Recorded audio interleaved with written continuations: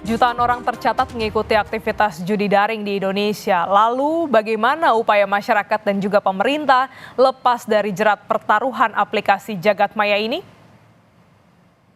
Saya kena judi online slot itu dari tahun 2013.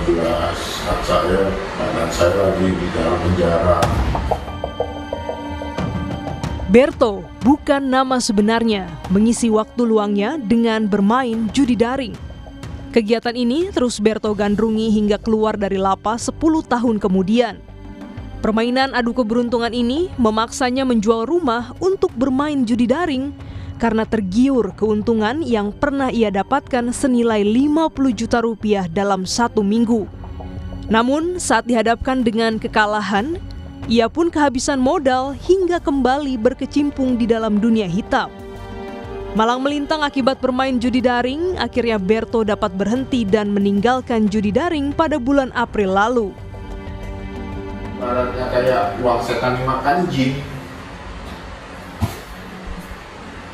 Uang setan dimakan jin ya nggak ada hasilnya sampai sekarang. Dan saya ketemu seseorang yang bisa buat saya sadar dan buat saya motivasi untuk lebih baik lagi.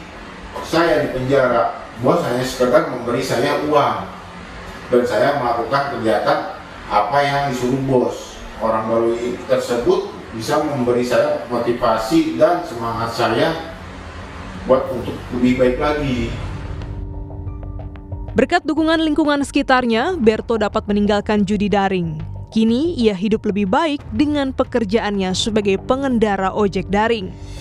Berdasarkan data Pusat Pelaporan dan Analisis Transaksi Keuangan (PPATK), jerat judi daring tidak memandang usia. Kelompok usia produktif 31 hingga 50 tahun menjadi pelaku judi daring terbesar dengan 1,64 juta orang. Disusul kelompok usia lebih dari 50 tahun sebanyak 1,34 juta orang dan usia 21 hingga 30 tahun dengan 520 ribu orang. Muhammad Faisal, Direktur Eksekutif KOR, menilai judi daring memiliki dampak ganda dalam bermasyarakat. Tak hanya masalah ekonomi, namun juga masalah sosial yang bisa membebani negara.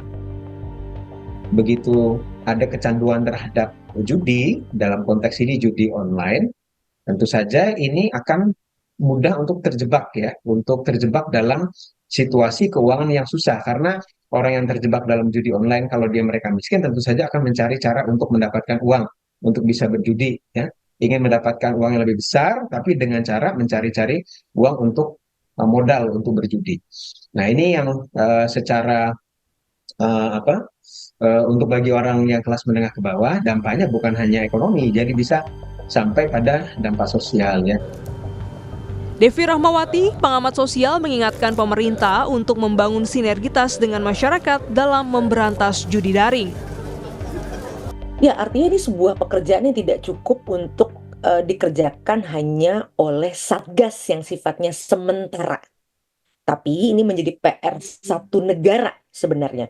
Artinya satgas ini sebenarnya harusnya tidak hanya sekedar satuan yang sifatnya ad hoc atau sementara, tapi kerja sama lintas kementerian juga penting, dan masyarakat punya tanggung jawab yang sama besarnya dengan negara. Karena kalau setiap keluarga paling tidak menjaga keluarganya masing-masing, insya Allah satu negara akan aman. Devi menambahkan, pemberantasan judi daring yang telah menjadi candu bagi masyarakat perlu keberanian, konsistensi, serta dukungan. Di lain pihak, sejumlah langkah telah diambil pemerintah untuk memberantas judi daring. Di antaranya, pemberian peringatan dan perintah pada platform media, pemutusan dan pemblokiran IP address, pemutusan network access point di Kamboja dan Filipina, audit penyelenggara sistem elektronik atau PSE, dan bersinergi dengan otoritas jasa keuangan. Menkominfo Budi Aristiadi memastikan langkah preventif juga dilakukan untuk menekan angka pelaku judi daring. Kita terus melakukan edukasi atau literasi ke masyarakat mengenai bahayanya judi online. Untuk melakukan literasinya, kita terus bekerja sama dengan berbagai elemen masyarakat, dari mahasiswa, pemuda, ibu-ibu, untuk terus menyuarakan dan juga melakukan sosialisasi dan literasi kepada seluruh masyarakat di Indonesia.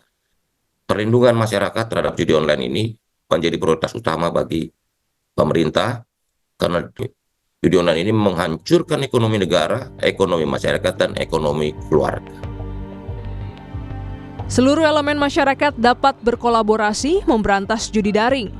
Karena perjudian merupakan ancaman besar bagi masyarakat serta menjadi batu sandungan menuju Indonesia Emas 2045. Meski judi daring buat putus asa, ada banyak hal untuk kembali bangun asa. Judi ini hanya masalah rasa. Pemerintah dan masyarakat tetap punya cita. Glenys Oktania, Kompas TV, Jakarta.